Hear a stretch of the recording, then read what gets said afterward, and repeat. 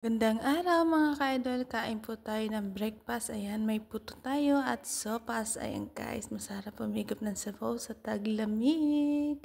Kain po tayo, ayan.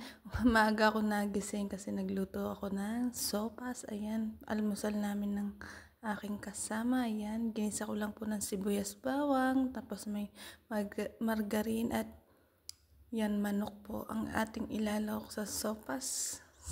Masarap na almusal for today. Ayan, may natira pa dito ng sopas. Pansopas. Saka nilagyan natin ng carrots at repolyo. Yan, masarap na almusal. So, thank you so much po sa lahat ng aking followers. God bless you po. Ingat po kayo dyan palagi kung saan man kayo naroon.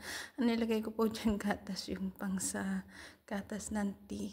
Kasi wala kaming gatas dito. So, okay naman po ang lasan. Tapos, nilagay ko din ng magic, pampalasa, at 1 kilong asin.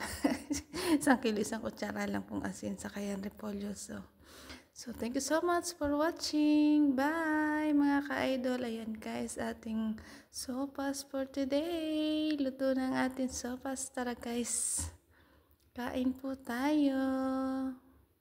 Yan, lagay na natin yung ating gatas. Ayan ay gatas po sa tea.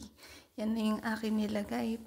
Pampalasa at pampasarap. Yummy!